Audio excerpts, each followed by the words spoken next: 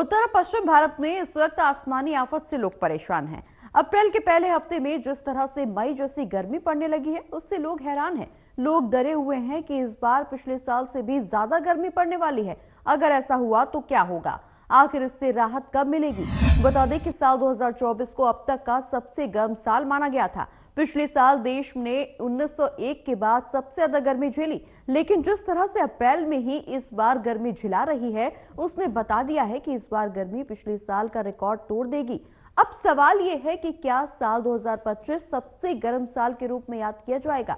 उत्तर भारत के ज्यादातर शहरों का हाल यही है। गर्मी और लू की वजह से बाहर निकलना मुश्किल हो गया है। घर से बाहर जाने से पहले इसी तरह से तैयार होना पड़ता है।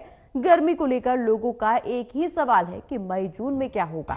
कुछ साल पहले तक इन्हीं 2 महीनों में इस तरह की गर्मी पड़ती थी, लू के थपेड़े झेलने पड़ते थे, लेकिन इस बार अप्रैल में ये सब देखकर लोग हैरान हैं। वैसे तो पूरे उत्तर भारत में गर्मी डराने लगी है। दिल्ली एनसीआर वालों की हालत अभी भी खराब है। इस सीजन में ये पहली बार है जब दिल्ली में पारा 40 डिग्री के पार पहुंच गया है। दिल्ली में हफ्ते के पहले 4 दिन तापमान 40 डिग्री या उससे पार जाने की संभावना है। इस दौरान आज यानी गुरुवार को भी तापमान 40 डिग्री के पार रहेगा। मौसम वैज्ञानिक का कहना है कि दिल्ली को लू की श्रेणी में रख सकते हैं।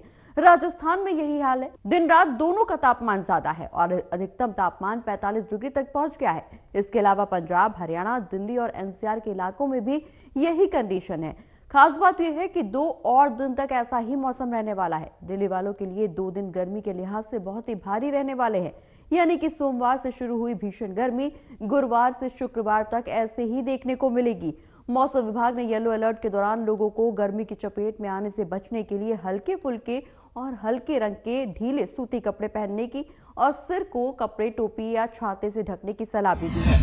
मौसम वैज्ञानिकों के मुताबिक इस तरह हफ्ते के आखिरी दिनों में दिल्ली वासियों को गर्मी से कुछ हद तक राहत जरूर मिल सकती है। उसके बाद दिल्ली समेत उत्तर पश्चिम भारत में तापमान में गिरावट होने का अनुमान भी जताया गया है।